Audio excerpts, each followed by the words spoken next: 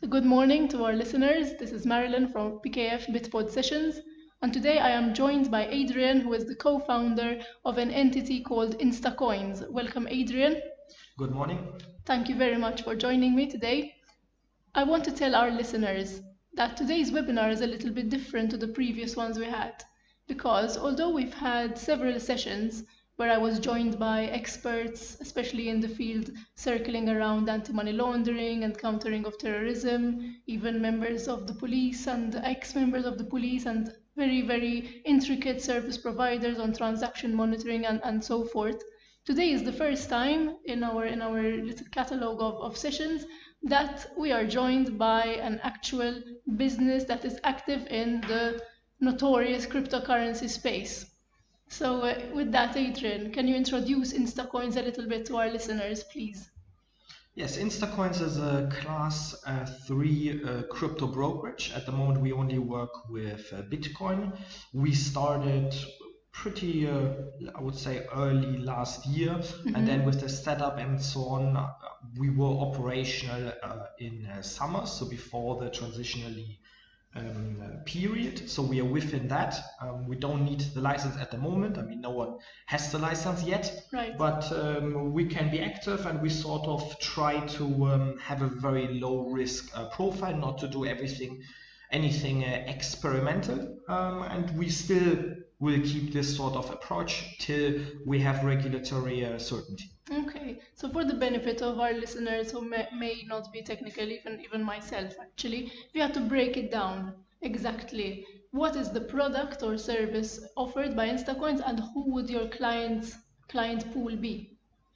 Instacoins has sort of two sides of it. The main side is us selling Bitcoins in a very safe, from a risk and also from a compliance fashion, to mostly retail clients. So you could, for example, register on a website, upload your documents, which will be approved or denied within the first 5 minutes. So it's all within the same working session. It's not like an exchange where you upload the documents, 3 weeks later you get some sort of feedback. So it's all within the same session. And then with Visa, MasterCard or Bankwire, you can then purchase Bitcoins, and we send it directly to the address you specify at the start. So we don't allow any clients' funds. All the Bitcoins go out of the system immediately, to also make sure, again, to have a really sort of low risk setup, no clients' funds, no possibility of getting hacked, and all these hundreds of millions are gone, like we saw in the past. Then the other side of our business is we need to rebuy those Bitcoins we sold to the retail clients. That we do on the B2B side of things, because it's a lot easier to do all the checks on very few large transactions than on a lot of small transactions. We work there with chain analysis, which is a Provider. yes, it's tracking basically the origin of the Bitcoins, doing a lot of AML checks. Yes, and then we get the Bitcoins back, so it's some kind of a circle. It's like, it's a flow. Okay, so you're open to retail clients and people who are not professional in any way. It's Yes, basically correct. anybody can use your facility. Yes, that's correct. Okay, so you came to Malta first 2 years ago, right? Yes. But I understand you've been active in the space for a little bit longer than that. Yes, I was always very passionate about crypto. I have an IT background myself, so I was very excited when it started coming about. When I moved to Malta relatively soon after, I started my first company here, which is called Aringo Limited. It's a service provider for live chat, but even then for KYC payments, and also with crypto focus, so we can verify crypto transactions. We have developers full time, DevOps to maintain IT systems for our clients. So you can kind of outsource your whole back office to us, and then just focus on the marketing part. We work there mostly with financial companies at the moment. Okay, very interesting. So the IT, I'm sure, helps a lot. Yes. Because the rest of us, I think Bitcoin became a buzzword 2 years ago, and then everybody was trying to learn a little bit. But the real operators like yourself have obviously been well versed with the whole industry for much longer than that, Yes. and probably closer to the start. So we come now to the interesting beginning of Malta. We know that in the last 12 months and even longer now, Malta and also our government launched a very extensive marketing campaign whereby Malta was being, projected to the world at large as Europe's blockchain island, which was beautifully, beautifully done. And we got a lot of reaction. So I remember being at the airport, I'm not sure where, if it was Amsterdam or Budapest last year, and everybody around us, it was close to one of the big conferences, everybody in the airport was chattering Malta, Malta, Malta, Malta, Malta, blockchain Malta. And we said, oh wow, it's real. So I want to ask you, why Malta? How was it that you filtered in your business context and perspective and decided, yes, let's give Malta a chance. It can work for my business. Well, I think the reality is I was already here, so it's a lot easier to have a business where you actually live. I mean, I don't have an operational role in Instacoins, so to say, so I could have started it somewhere else with my co-founder, but I was obviously very ambitious about it. I mean, Malta, wow, something as cool as the DLT framework. So I was very excited for it back then, and I obviously wanted to give it a chance. Malta from the start tried to position themselves very differently than, for example, Estonia, sort of, which is a very easy to get license, a very light framework. Malta tried to make something very ambitious to kind of regulate the whole space in itself, even than the coin issuers, which is a brilliant idea. Even the framework itself, I think, is very good. But then obviously there also comes challenges with having something as extensive as the current framework, which I think sort of is now why things are really slowing down. I think that's also in regards to that. But yes, I was very excited when I heard it the first time, and even then towards the end of the transitional period, where then sort of all these companies were coming, and the press was saying, oh no, this exchange opened a Maltese company, this opened a Maltese company. That was a very exciting time to be a part of that. Definitely. So we got you not by the massive marketing campaign. It was, you were actually here, Yes. and you were living it from a grassroots level, as we say. Yes. Which then is interesting because you actually care for regulation.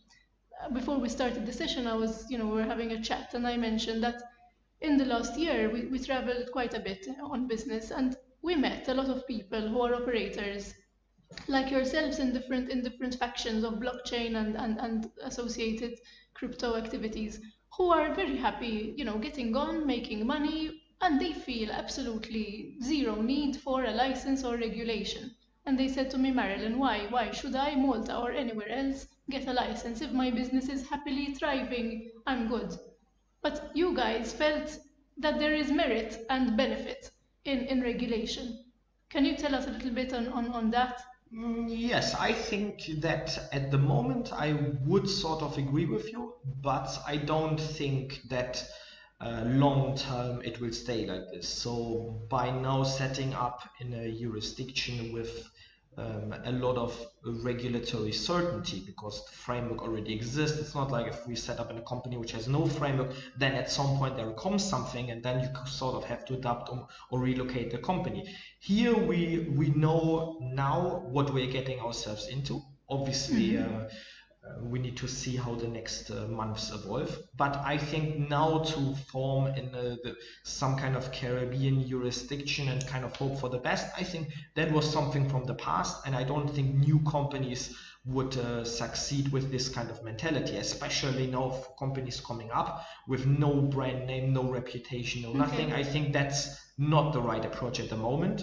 I think by having a properly regulated company, especially now looking at things happening in the US, I think that really future-proofs the whole business model as such. We now, with our Maltese entity, we are now in the process of actually registering with FinCEN in the US as a money service business, which then is further sort of stabilizing from a regulatory perspective our business activity. And I think, yes, I mean, it's very quick to get set up somewhere where there is no regulation, but I think then it's also very easy to get caught off guard. For example, now the whole iPhoenix situation in the US kind of showed, okay, if there is no regulation, there is no one sort of overlooking you. But on the other hand, yes, there are still people then overlooking you, and it you can get caught up in it very badly, sort of. So by being in a serious jurisdiction and by being subject to crypto regulation, it's also creating a sort of uncertainty factor for the business itself. Yes. So having been in Malta, in reality, you knew, like you said, what you were getting yourself into. And it wasn't the case that you were an observing potential entrepreneur who's looking to see what comes up, say in Malta, and then you see how you can frame that around the business idea. You had a business, you had already a presence in Malta, you actually invested in office space in Malta, and you have a proper setup. So then it was about seeing how the new VFA framework can fit, like a suit, how properly it can be tailored to your business. So Yes. I want to start at the very beginning. So you're already here. Can you give us a little bit of insight so that the listeners can appreciate what kind of setup we're talking about? So for example, clients, number of clients, the size basically of your, little bit of an insight as to the size of your operation. Yes, when we started very slowly. It was sort of a soft launch with quite a few clients, just to be then subject to the transitional period. Back then, we didn't know how strict it would be, because you needed to have activity before the transitional period ended, and then you are within sort of for a year. So we were quite in a rush to be operative, and we managed to do that, but we had quite a small client base. At the moment, we have now over 25,000 clients worldwide, and multiple million in monthly turnover. But that happened this year, quite recently, that we really grew and got a reputation and got the bigger affiliates on board. That is something which happened this year, very recently. That's very impressive, Adrian. So what I want to underline by making you say this is that you are exactly the model type of business that Malta wants and wants to attract. Yes. We want hundreds like you. So now if we go to the very start of your, when you started your process, when you started the walk into the regulatory sphere, can you walk us through it? So you are here, you knew all about the transitionary period, you were actually at a little bit of an advantage to anybody who heard about it maybe too late. And we had this situation of people rushing, there was a big rush, and then companies were opened, and then they realized they don't need them because the framework doesn't suit their business.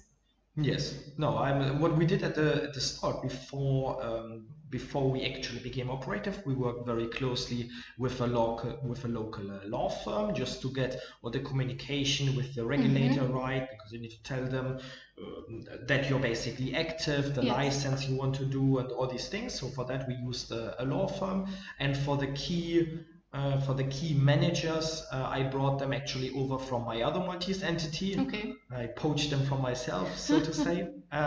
So it was because I already knew the people involved. We didn't need to recruit anyone. It was a very soft start from an HR perspective. And then we had when we designed the product, we always, because we didn't know exactly what we're getting ourselves into, we always had the focus to make everything as low risk as possible. Yes. No privacy coins, just Bitcoin. Correct. Not accepting any crypto from retail clients, just selling the crypto. So our whole approach was always looking to do something as low risk as possible, getting the license in hand, and then communicating with the regulators. Hey, we would do this. We would like to do this. How can we do this? So that was our idea all along, which unfortunately we don't have the license in hand. No one has the license in hand. So we still have this kind of approach. And then we need to see what happens afterwards. And also we also need to then communicate with the regulator to say, okay, we want to do certain things. How can we do that? In which kind of fashion can we do that? Because there is still there's not a lot of communication yet, unfortunately, with the MFSA. So we are still in a sort of a waiting period, and we still continue with our low risk approach as long as we have more clarity. Okay, so you at some point, but you must have met the MFSA, I imagine. No, we have never met the Okay. MFSA. All right. So it was always through the law firm, sort of interlocuting, correspondence of what you want to do, Yes, and how that would fit within the framework. I would not even go that far. It was mostly it was the transitionally period, this application to basically say, hey, we are active with a certain license. We told them what we want to do, and they gave us basically back in which license it would fit into. But it has not been a lot more than that at the moment, which again is a bit of a shame, because we're quite far down the year, and I would wish we would be further. But yes, it is what it is. All right. So now let's get into it is what it is part, which is perhaps the most. It is relevant, as is everything else that we have discussed. But it is interesting in a time where in the last months we have seen in the media, the first sets of the virtual financial asset agents being published, which took a little bit longer perhaps than everybody expected, but at the same time we need to appreciate the immense strain that the regulator and their staff have been under to keep up with this momentum that was built in this massive media campaign that was selling Malta to the world as blockchain island.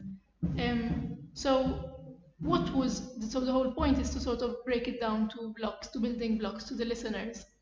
So you know that you are a class 3 eventually, but at this time while we are talking, it is not yet, you cannot submit an application for a license as yet. No. But you had to do some kind of processes at least to get the works going, like personal questionnaires and so on. Yes, so what we did is the key personnel in the company, they all submitted their PQs quite some time ago. At the moment, nothing is approved yet, but I have been told that that takes some time in itself. So now we are working actually on the two UBOs, myself and my business partner. We are now working on our PQs. So at least then all the PQs are submitted.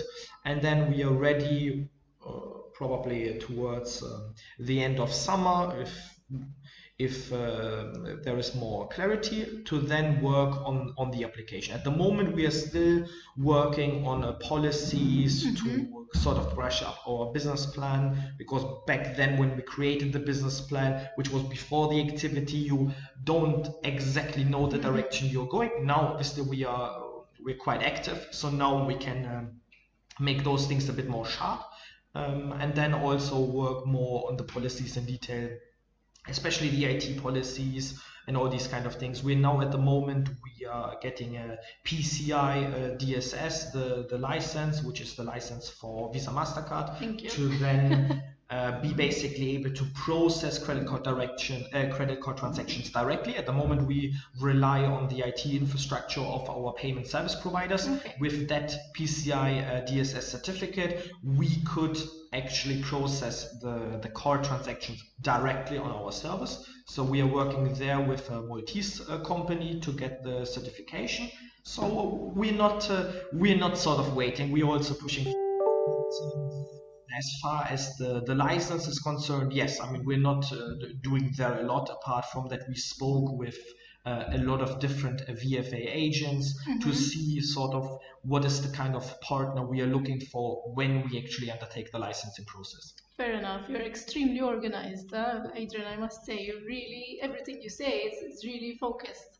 And it shows that you're very much mean business, and you have a solid setup, which is beautiful, because for myself at least, this is the first time I've had the opportunity to have this kind of like you.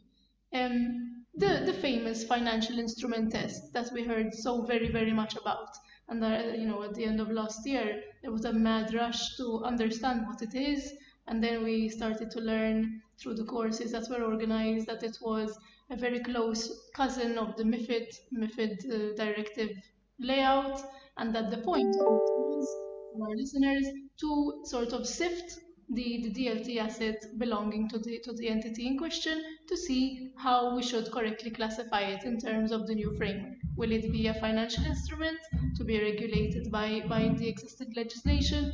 Would it be e-money to be again regulated by existing European directives? Would it be a utility, in which case we don't really care much about it, but then we realize nothing will be a utility probably. And then there was the remainder, the precipitate, which was the VFA. Yes. In your case, did the financial instrument test, did it affect you at all? Did you have to do it?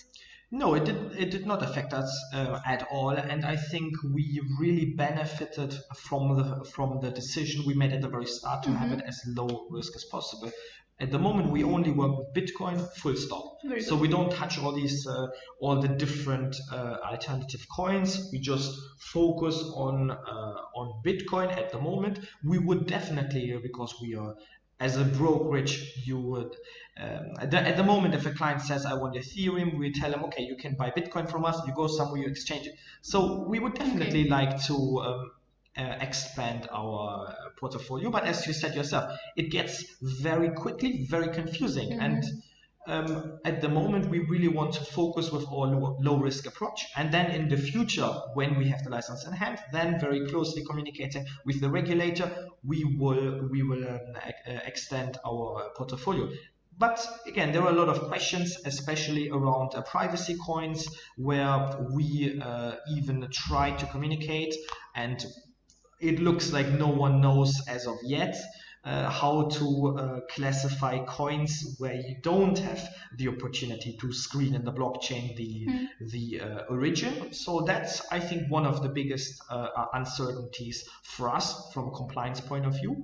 But yes, I mean, all these security token, utility token, all those very small coins, I don't think we will ever work with them. I mean, we're not an exchange as such, more a brokerage for an easy entry into the crypto world, and then the client can sort of do what he wants with the crypto he got from us. But I don't think we will have a really large portfolio. Then we would also have the disadvantage, because we have our own stock and it's not clients trading with each other, it's clients trading with us, that would become very quickly very capital intensive. Yes, to recap a little bit, so Instacoins accepts only fiat currency from clients. From retail clients. Correct. Only fiat currency, yes. So if I want to buy Bitcoin from you, I have to give you euro or USD or pound. Or pound. Yes. Perfect. And then you, on my behalf, will obtain Bitcoin for me. No, we already have Bitcoin. You already have it. So we would give you some of our Bitcoin, basically. Very good. All right. And that keeps it low risk.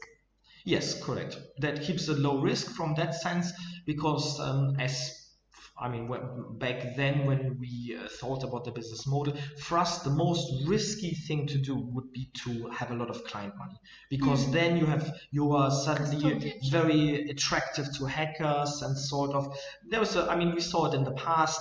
Literally millions disappearing, bankrupting the companies, but even worse, leaving the clients defrauded of their own money. So that's something from the start we decided, no, we don't want to do that, and we will I don't see us ever sort of going that direction to shift the business in a setup where we are sitting on hundreds of millions of clients' money.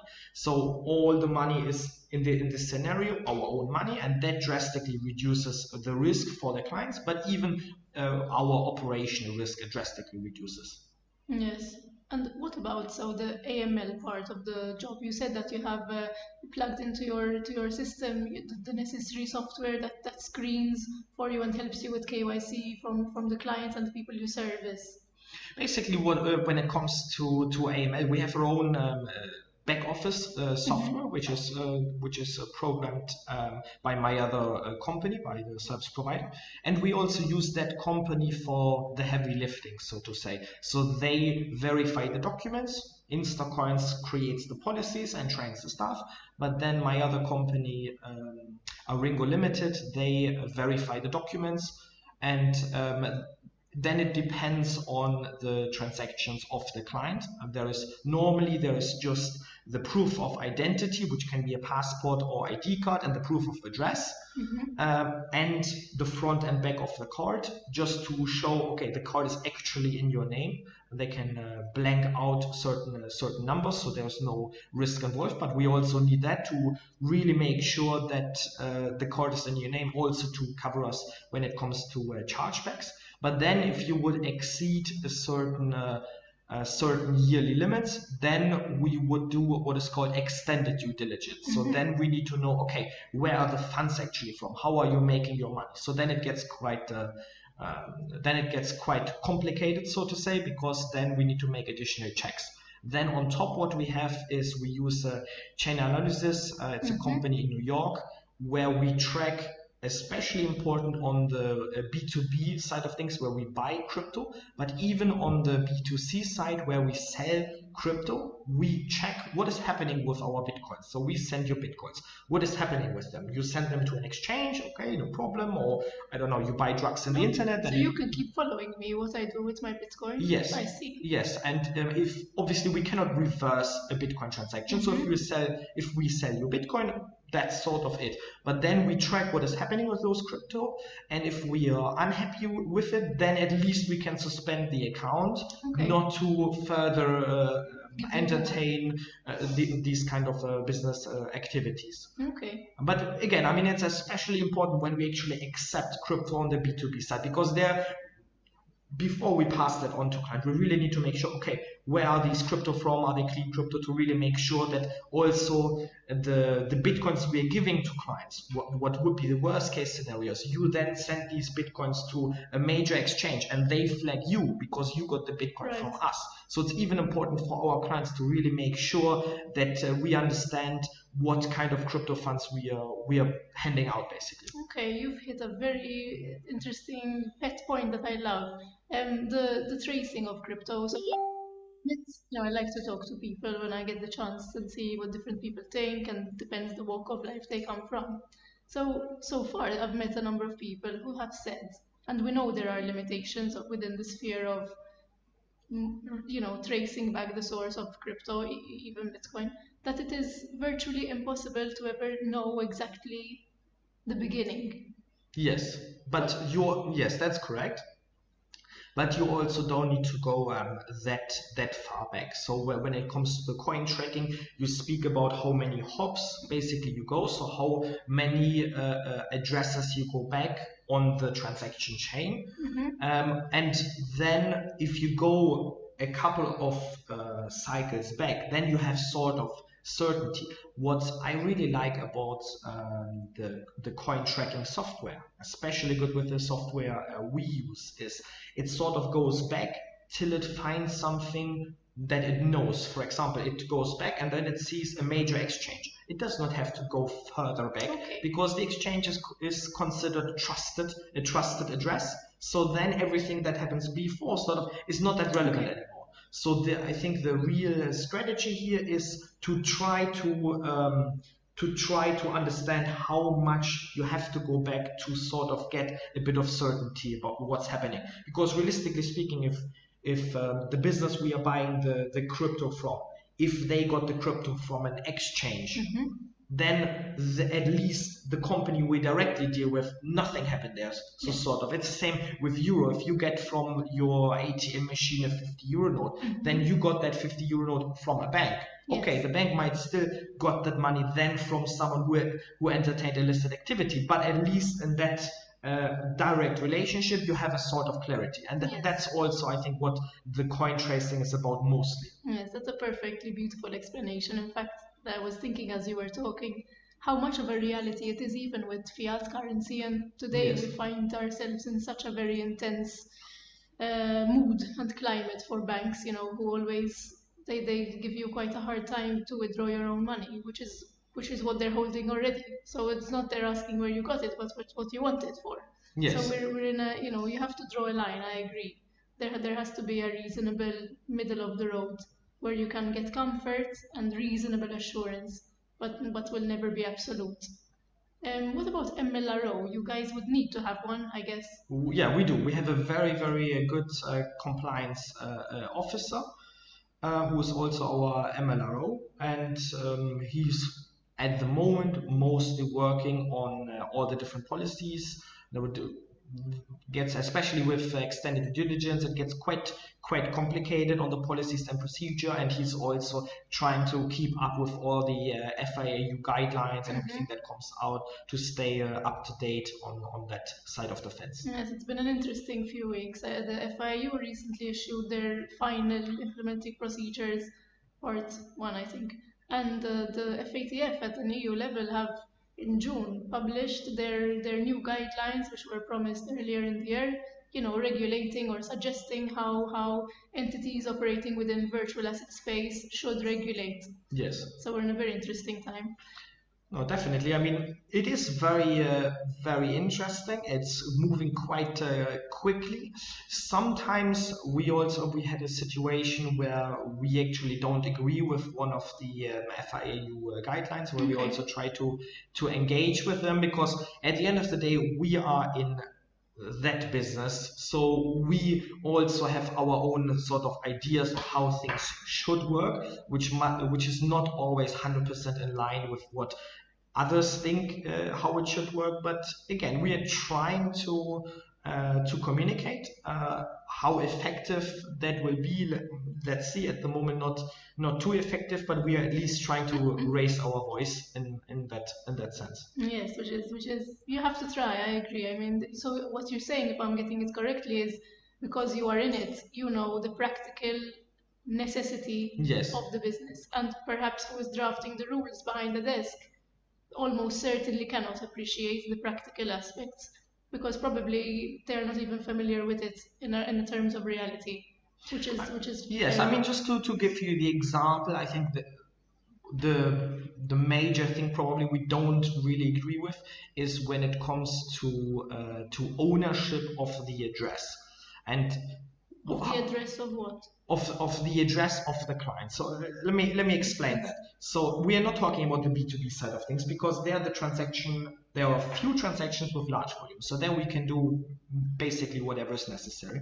But we are speaking about you as a retail client coming to our website and trying to buy Bitcoin. So you would give us at the start of the process your Bitcoin address you want the funds to go to. And then you would basically use let's say your Visa or MasterCard. After all the compliance is over, you would pay, you would immediately get the Bitcoins. Now, what is in the guidelines is we need to make sure that the address you gave us at the start of the process actually belongs to you. And that sounds like something easy, but it's very, very challenging. Because what does ownership even mean in the crypto space? It means that you have the private key to then be able to move the funds. But the problem is also multiple people in theory could have the private key, other than shared owning this address, or even you could get an address from your friend. You don't even have the private key. You give us the address. So we would sort of send the funds to your friend. And I think that's where the problem comes in for the regulator. They want to make sure if you pay with your Visa MasterCard, you should also have the crypto. But the problem is you could give us the address of basically someone else. Or even when it comes to exchanges, if you give us the address of an exchange and we would send there the money, you also don't have the private key. And then the question is, do you actually own the Bitcoins in the exchange, or do you just have, or does the exchange just owe you Bitcoins? So then it gets quite challenging, and the FIAU wanted to implement certain checks to then make sure that you are in possession of the private key of that address.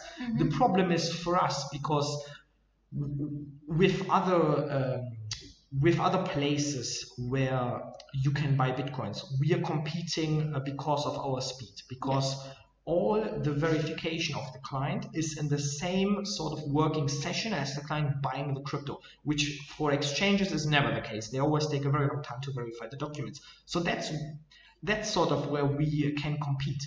But then if we would, especially for people who are not so much into crypto, ask very, very complicated, technically complicated questions to verify the address that you gave us, then we would lose these clients, because then for them it's more convenient to go to a different place where it's a lot easier for them to understand what to do. I mean, just to give you an example, one of the suggestions were basically that if you give us an address we send you a tiny amount of bitcoins and you send us the amount back. Somehow that's supposed to prove that you have control over the address. But then realistically, that would get extremely complicated for the client to then get funds, then they need to send them back to one of our addresses, and it would drastically stretch the process. So these are really things where we majorly sort of disagree, where we're saying that's just not how crypto works. I mean, okay, I understand that there are certain rules adapted from the rest of the financial world, but crypto is still crypto. So there will be differences. And I think this is one of the major sort of differences to understand, okay, when someone has an address, you cannot make sure that he owns the address, because you don't you don't, to explain it differently, in my opinion, you don't ever own crypto. You can maybe control crypto, but it's a very complicated concept, where I think a lot of the challenges are coming from, to then adapt sort of the MiFID rules and try to apply them on crypto. I don't think that always works, and I think that's one of the major situations where it doesn't work. Wow, that was quite an explanation. Thank you. So at the moment, in reality, what checks do you do on the address, or none at all? Because you can actually follow the Bitcoin, and that is what you do. Yes, so what we do is we put the address in chain analysis. There we can see the history of the address. Yes. But in most cases, there is no history. It's a freshly generated address at our wallet. So that's not too effective, to be honest with you. And then, yes, what we do is we trace the coins and we try to understand what is happening with them after we send them off. And then at least there are quite strict limits per transaction, to be honest with you. So we really rely on the fact, okay, we cannot know upfront what the client intends to do with it, but at least we can prevent him from interacting further with us if we don't like what's happening. Okay, fair enough. So skipping back to Malta now, within all this, within the focus point, and the challenges, the main problem areas, which most people are aware of, but it's mostly relevant to hear it from an operator like yourself. We have to summarize the key challenges. I mean, we don't want to lose you, we want you to stay, and we want more people who are serious and well-founded and knowledgeable and can give to the knowledge pool of the island, such as yourself. So, in your view, what are the key problem areas, challenge areas that we need to overcome to make it practical and competitive?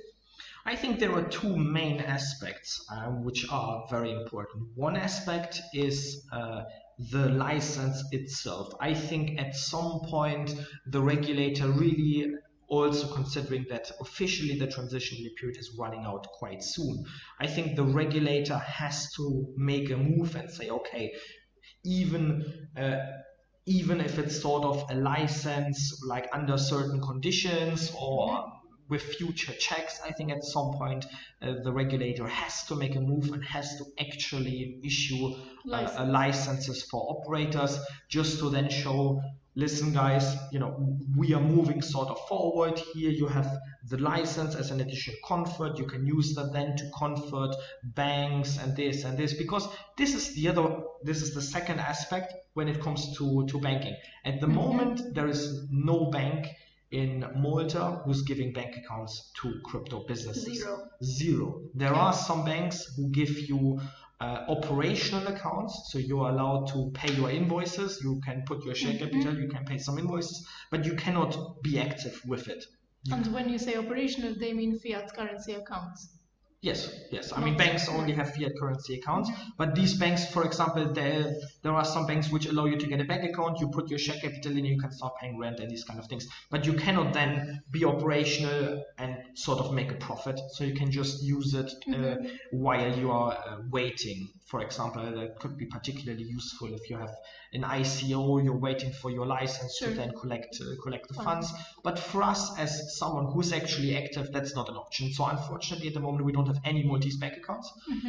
We have quite some bank accounts, also with very serious banks, but outside of Malta and inside in the rest of the EU. So Europe actually is servicing. Yeah, Europe is servicing the space, even though Malta does not. I mean, we don't have a license, unfortunately.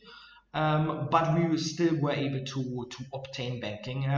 With banking, it's very tough, and it's really sort of a chicken and egg situation. You need a bank account to then get more serious bank accounts, to then show them some history. Yeah. And I think for especially for startups, I think that is really a deal breaker, because there it's a lot about having relationships, or even then having the first bank account and then they like sort of what you're doing. But there are some specialized banks in the sector, especially in Germany. There are quite some banks who are really specialized in crypto, who understand what they are doing, and they are also willing to work with Maltese companies. So there are banks doing it, but unfortunately not on the island, which I think is a real shame, considering it's the blockchain island, and the blockchain island sort of, you can get a company, you can get an office, but you cannot get bank accounts. I mean, that doesn't really make a lot of sense, because unfortunately you cannot pay your invoices in Bitcoin, so you still rely on banking facilities. Adrian, I agree with you 220%. I mean, it's the challenge with banking we face every day, even in the traditional sphere, where things have changed a little bit for the worse, because banks have, there's a trickle-down effect from the EU, I suppose, and it's made things harder for everyone all around.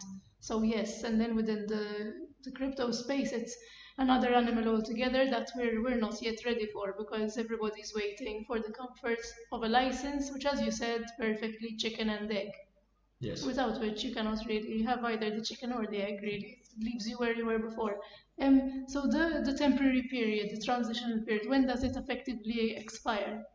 I think, to my knowledge, our compliance Roughly. officer, but I think it's the 31st of October this year. Okay, so that gives Malta 3 months, give or take. If you ask me what will happen, I think they will extend it. I think I think the easiest thing for them would be to extend the period. What I'm also not 100% sure is what happens to businesses who then have submitted the application but don't have the license yet.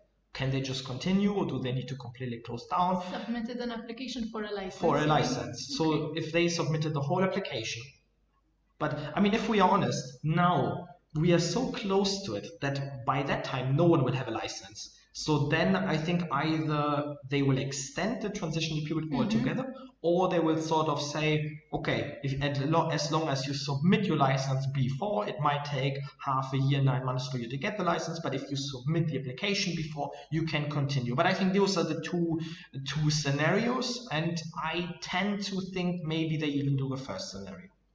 Yes, I think it's, based on past happenings, on past experiences, and being a very new field, and resources being what they are. Perhaps you are right. We will see. Time will tell. But yes, effectively, once if it is extended, we stay where we are, and the waiting game continues. But let's say in an ideal scenario, and the transition period ends, and then what would be the next natural step? You will be allowed to submit an application for a license. I think we will. I hope that we can submit for the application for the license before it ends. I mean, the transitional period is the period where you are actually allowed to operate without a license, even though there is a law which sort of says you should have a license, but the transitional period is then, so you can sort of continue your operation while getting the license. That was the idea back then. Now, because no one has the license and the transitional period is running out, it's a bit of a question what will happen now. So I think in an ideal world, they should really clarify and say, okay, everyone who submitted their license before the transitional period runs out can continue for the licensing process with the normal operation. And then it gives the basically indefinite time, because then the government can take their time, being it 6 months, 9 months, or however long it will take on an individual basis to then either give the license, or maybe even with changes to the business model, or if there is a company which they don't want the license, say no, we don't give you the license and you cannot continue your operation. So that would be sort of an ideal situation of what they could do. But today, the 6th of August, today, the 2019, effectively you cannot submit an application for a license today. No, to my knowledge, not all the requirements are out. I Okay. mean, we spoke with a couple of VFA agents, and I think we know what VFA agent we want to work with. But to my knowledge, no, I don't think everything is out yet. We will probably communicate with them again in a couple of weeks' time to see the recent updates. But we have not submitted any application yet, just the PQs. Okay. I want to skip to something a little bit different. In line with the VFA framework, Malta also saw the launch of, from the MDIA, the new authority that was set up, that gives the possibility to obtain a certification for a DLT product that qualifies as an innovative technology arrangement. I think it's called ITA. What are your takes on it? Do you see it as something, first of all, does it affect your operation at all?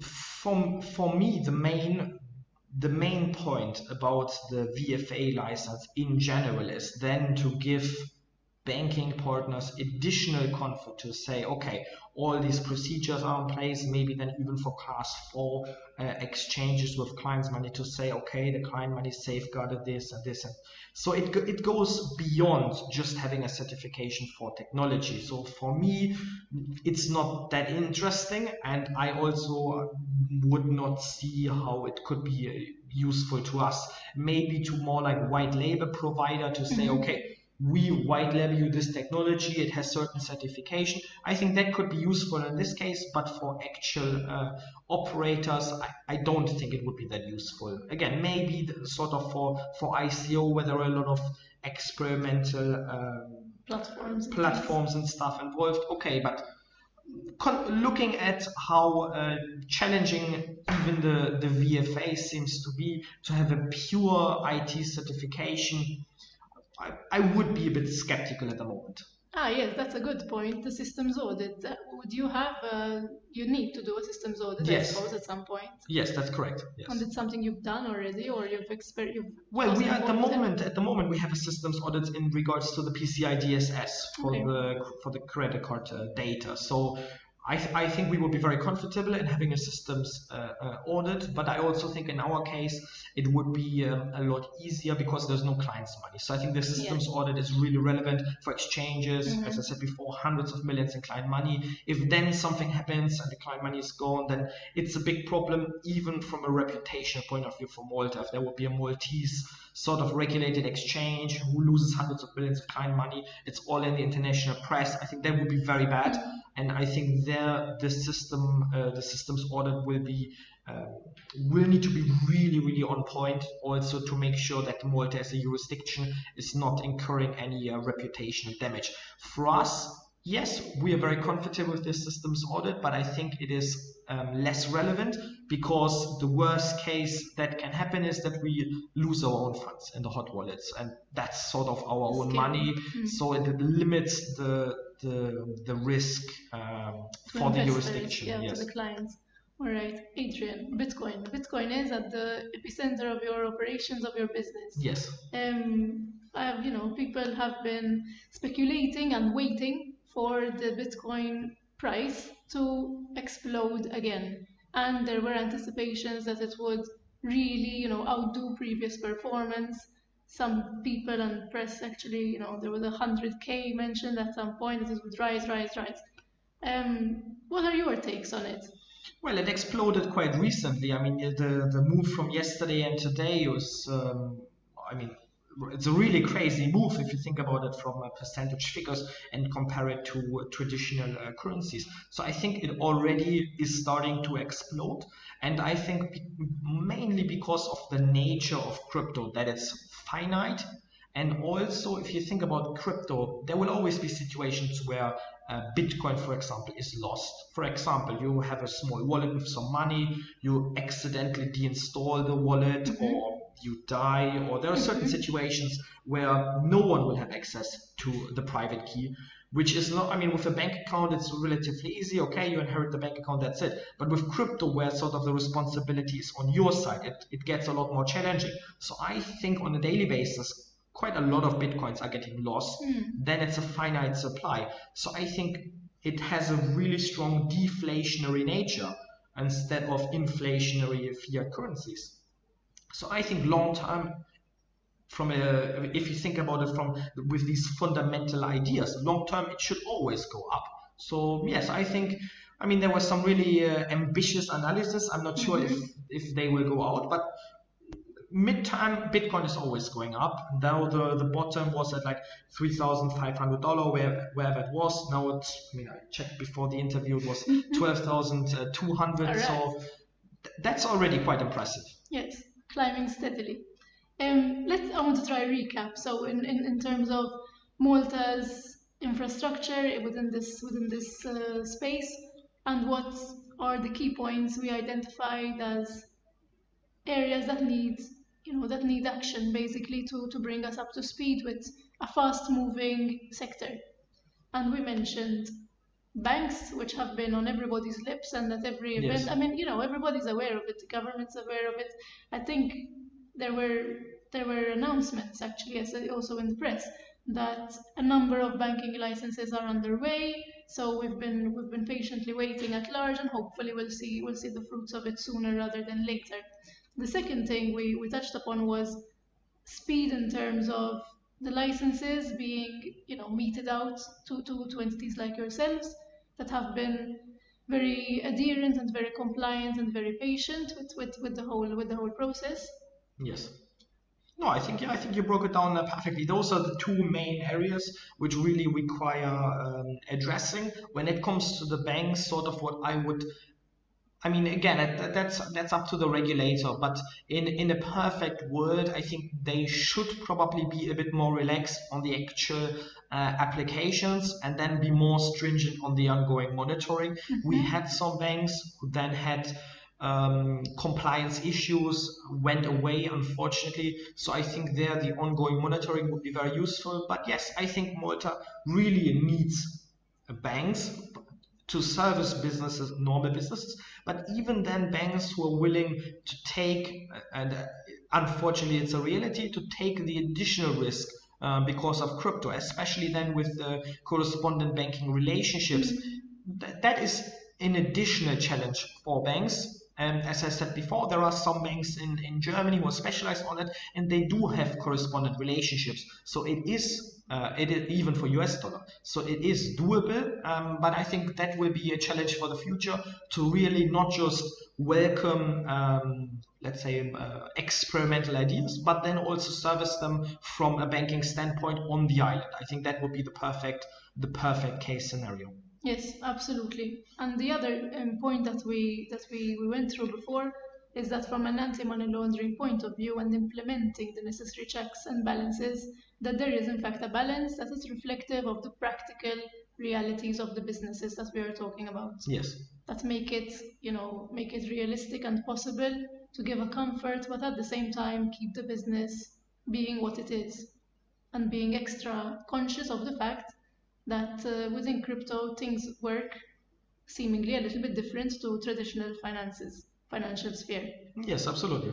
And with it then come all the complexities. I love when you said, I'll with your permission, I'll use it as the quote of the session, when you said that in your view, you don't really own crypto, but at a given point in time, you control it. Yes. Which is a really artistic way of seeing it, and it really makes a lot of sense. But then it impinges on the legalistic framework of it, of how do you peg it? How do you define it? How do you regulate it?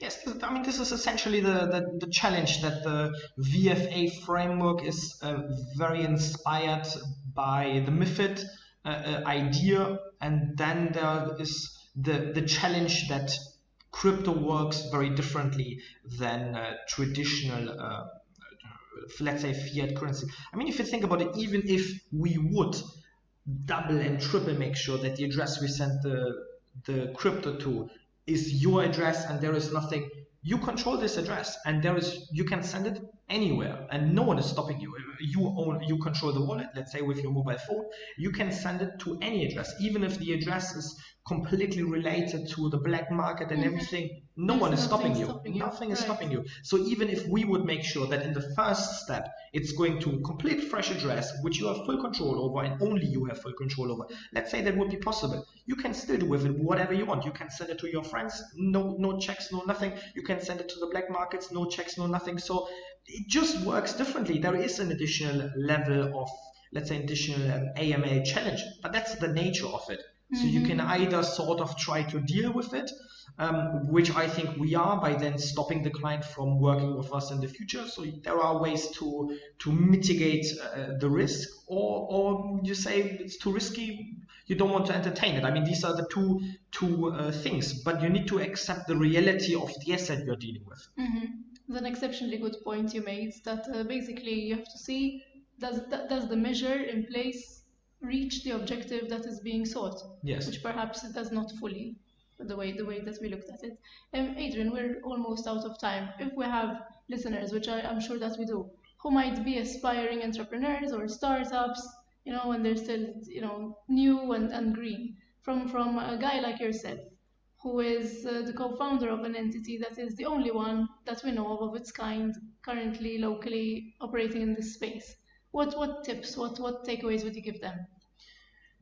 I think at the moment, the side it might be, but at the moment, Malta is not the jurisdiction to set up more VFA businesses, because first of all, if you would set it up, you would not allow it to operate. You would need to have the license first. No one knows when you would have that license, so it creates huge uncertainties for the business. So unfortunately for the people that miss the transitional period, that's quite tough. So I think for VFA businesses, maybe to set it up somewhere else and then get a Maltese daughter company as soon as there is clarity how long it will take to obtain the license. I mean, it's always possible to relocate a business. I think there's a lot of possibility here to have the blockchain island kind of dream. I think that does exist. But unfortunately, at the moment, I don't see it making sense for new startup and businesses. I mean, maybe for like, let's say the major exchanges, there were a couple who set up a daughter company here, just completely dead, just then for the sake to license it and then potentially shift over operations. That could also make sense. So in these situations, it could make sense to set up a company here, but to set up, let's say, a completely single standing startup in the VFA sphere, at the moment, I don't see that making any sense. You're right, because what Adrian is talking about is the part of the law that talks about operating in or from within Malta, which needs completely and absolutely to be a licensable thing if it is actually qualified as a licensable activity. Yes, if you started after the transitional period started. Right. So you would need to have started last year, then you would be good. Like us, if you sort of missed that, then that's a problem. It's a waiting game. We're on the chessboard and we're waiting for the next move. Thank you very, very, very much, Adrian. It's been an absolute pleasure. Thanks a lot for having me. I learned a lot. I'm sure everybody else who is listening did too. We wish you all the very best. And we're crossing all our fingers and toes that that the necessary variables come together in good time. Thanks a lot. Thanks a lot. Thank you everyone for listening, and we invite you to follow our socials for updates of the next plans. Thank you and have a good afternoon.